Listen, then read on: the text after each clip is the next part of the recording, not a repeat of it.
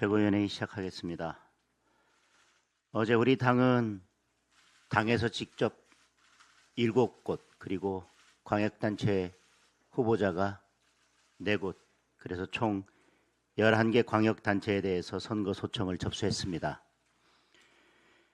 그리고 국민의힘이 위원장을 맡는 국정조사 특위도 출범합니다.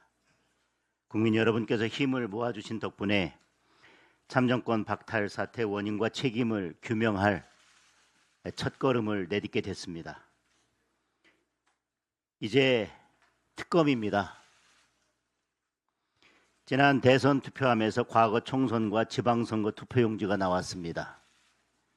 이번 선거에서도 이렇게 실종된 표가 얼마나 될지 모릅니다. 번호표를 받고도 투표를 못한 유권자들이 확인됐습니다. 번호표조차 못 받고 투표를 포기한 유권자는 헤아릴 수도 없을 것입니다. 이런 사태를 부른 주범들 가운데 가장 큰 책임을 져야 할 사람이 바로 중앙선거관리위원회의 막강한 권력자, 유일한 상임위원 위철환입니다. 그런데 수사를 받아야 할 사람이 지금 선관위원장 대행을 맡고 있습니다. 이재명의 밥친구라서 합수본은 손도 못 대고 있습니다. 이런 상황에서 어떻게 합수본을 믿고 수사를 맡길 수 있겠습니까? 이 순간에도 위철한 지휘 아래 증거를 인멸하고 있을지도 모릅니다. 국민의힘 추천 특검에게 진상 규명과 책임자 처벌을 맡겨야만 하는 이유입니다. 그래야만 국민이 납득할 수 있는 결과를 내놓을 수 있을 것입니다. 올림픽공원의 청년과 시민들은 개표소의 투명한 공개와 그 안에 있는 투표함의 수개표 공개 검증을 요구하고 있습니다. 결코 어려운 요구가 아닙니다. 정치가 나서서 이 문제부터 적극적으로 해결해야 합니다. 중앙선관위가 그리고 서울시 선관위가 이에 대한 답을 내놓아야 합니다. 그런데도 경찰은 시민들을 향해 패가 망신을 겁박했습니다.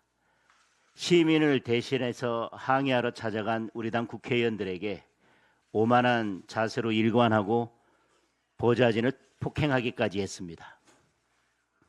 만약 경찰이 이재명의 명을 받들어 강제 해산에 나선다면 훨씬 더 큰 국민적 저항에 부딪힐 것임을 엄중히 경고합니다.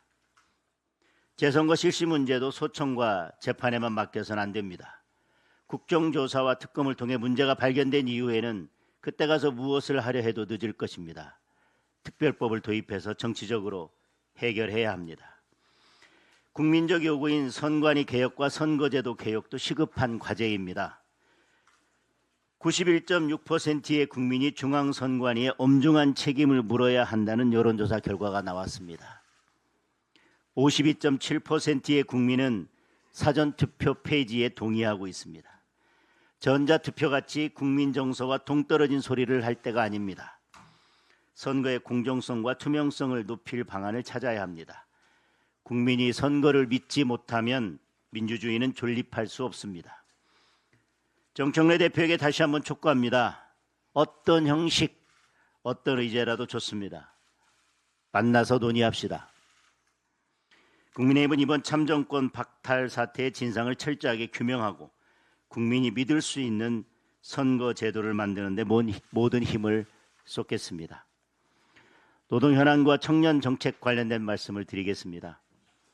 이제 정의선 회장이 구내식당 급식업체 근로자들과 마주 앉아 임금 교섭을 하는 모습을 보게 될 것 같습니다.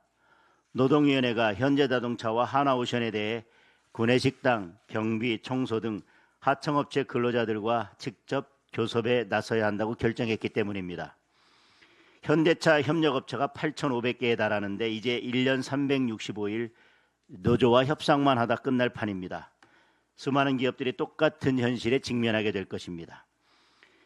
귀족노조 민노총의 표를 얻기 위해 만든 노란봉투법에 기준 설정조차 제대로 안 한 정부의 무책임이 더해지고 사용자 범위만 넓히는 노동위원회 편향성이 만든 합작품입니다.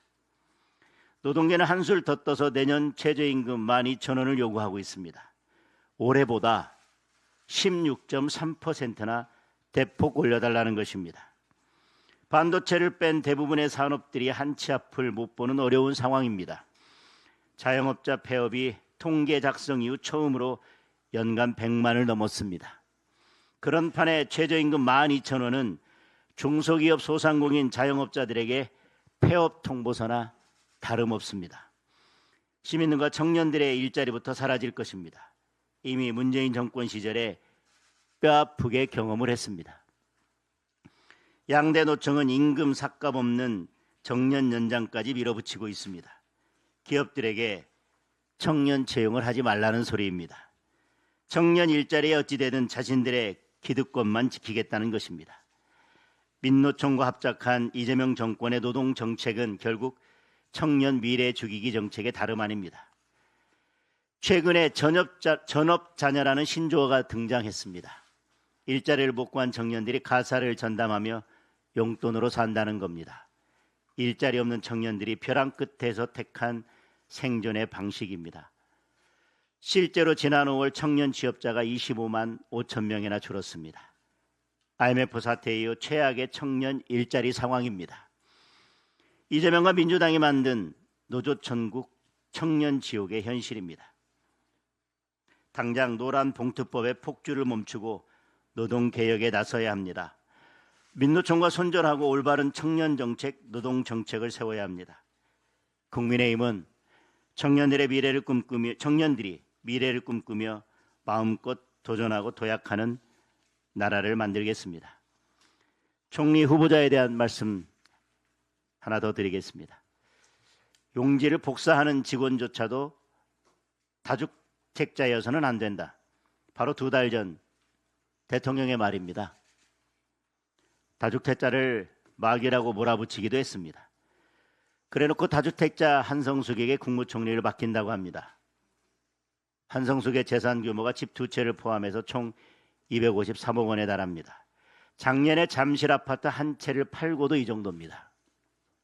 불법 증축에 가족 간 헐값 임대, 편법 증여 의혹까지 나왔습니다. 대통령 말대로라면 마귀 정도가 아니라 대마왕 수준입니다.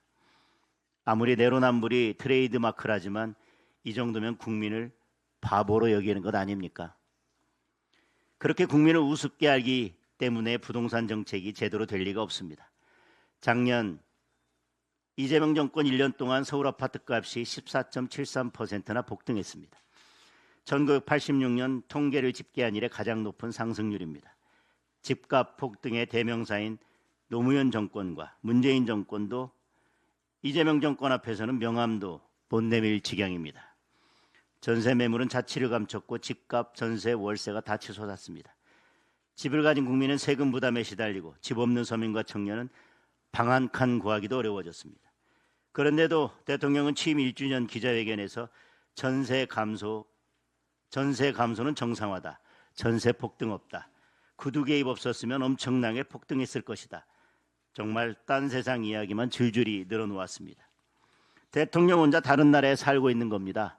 이제 7월에 보유세 인상까지 하겠다고 합니다. 헬 서울, 헬 대한민국이 기다리고 있습니다. 규제와 증세로는 집값을 절대 잡을 수 없습니다. 시장을 누를수록 풍선은 엉뚱한 곳에서 더 크게 터질 뿐입니다. 지난 1년이 그것을 똑똑히 증명했습니다. 규제를 풀고 세금을 낮추고 공급을 늘려야 합니다. 보수 정권에서 그렇게 할 때 늘 부동산 시장은 안정적이었습니다. 이재명 정권이 이제라도 헛발질하는 규제와 증세를 멈추고 공급 중심으로 부동산 정책을 전면 전환해야 할 것입니다.